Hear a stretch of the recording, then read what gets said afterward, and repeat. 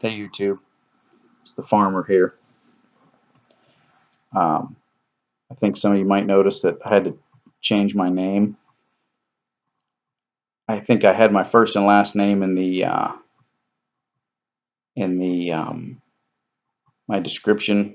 It was my screen name, my YouTube handle, and I'm not sure if it had anything to do with it or just coincidence. But for the last couple of weeks, I've received a huge amount of spam to Facebook and some other stuff, and so I went back in and I noticed that not many people have that information on there.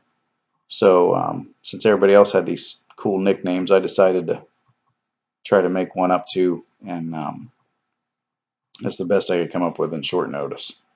So I figured it's kind of like a farmer.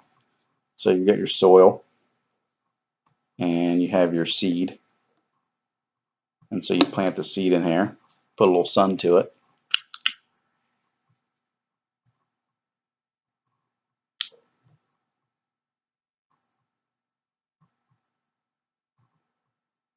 raise up some clouds of smoke, and it makes you feel pretty good, kind of the same way what we do here around here. So anyway, that silliness out of the way, I wanted to talk about experience I had tonight with a tin note, and how this experience is going to change the way that I'm going to view that facet of the tobacco smoking experience. So I think you all might remember on the first video a couple weeks ago, I opened up this 20-year-old tin of Ashton's Black Parrot.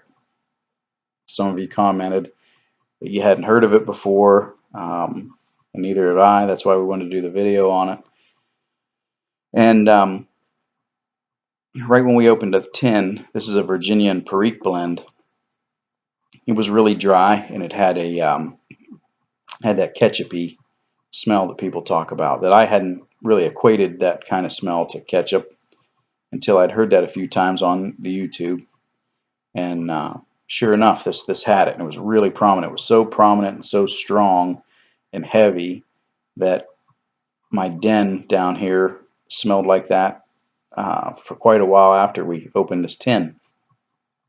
And this tobacco had a really good flavor. And anyhow, I came down tonight, wanted to try the tobacco again for the second time. And I loaded it up in my little old Peterson here. I've had this little pipe for a long time. I really like it. It smokes real well. And this is a pipe that I use if I had trouble with a tobacco in a certain pipe. Either it has an off taste, or if I'm not 100% sure that I really dig it, I'll put it in this little guy, and it'll be it has the final word, because it always has delivered a really good however you want to say it, uh, experience. It gives you everything you want to know about a tobacco, for me anyhow. So that being said, when I opened the tin tonight, I took a big whiff of it like I usually do, and it lost so much of that smell, and it kind of made me worried because it was dry and it hadn't hydrated that much. But it was so different than it's what I remember from the first night that I originally cracked it. I actually opened up a couple tins of stuff that I've been smoking for a long time, just to take a big whiff of it to see if maybe I was getting a cold or something. It changed so much. But the other tobacco smelled exactly the same. So I packed it in this pipe, and I fully expected, as much as I rely on a tin note of whether or not I'm going to like it, that some of this experience was going to go away. But lo and behold, it didn't, thankfully, and it still smokes just as flavorful as that first bowl, that first night, which was good. But it really changes my perspective, and probably how much weight now that the tin note carries as far as how I select my tobaccos.